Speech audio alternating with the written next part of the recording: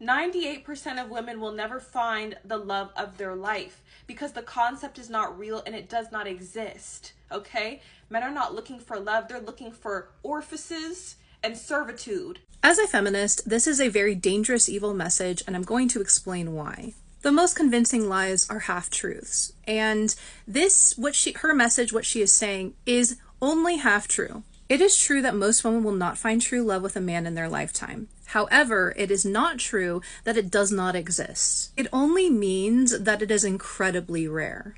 By telling women that true love with a man will never exist and that men are incapable of love, which is a message I've been seeing a lot within the feminist circles, it does a few different things. Number one, it absolves men of responsibility, and it covertly victim blames women who are deceived and hurt by men. This is one of the reasons why I can't get behind this message, because if you think about it, it absolutely is internalized misogyny. I do understand that it is a deconstruction, that the concept of true love has been weaponized against women to trap them into domestic servitude. But just because something has been weaponized by the patriarchy doesn't mean that it is not good and that it does not exist.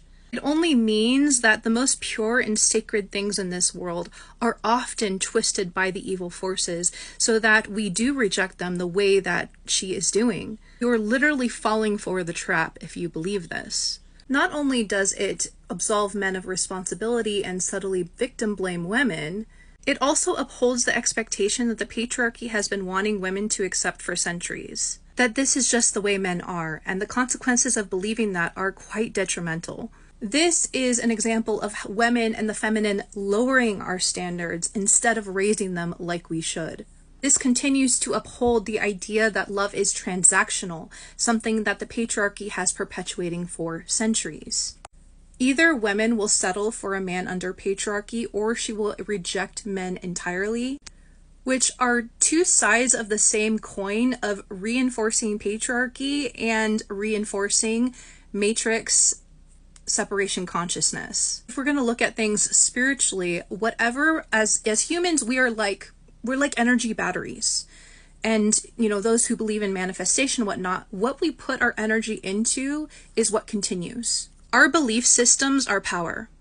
And we can either power and generate the matrix, the false love system, the separation consciousness, the evil in the world, or we can power and generate the true love system, the system that is based on oneness consciousness. And ladies, if we do not believe into the divine masculine, he will not be able to rise up. The divine masculine cannot exist in a world where women also persecute him as well as the patriarchy.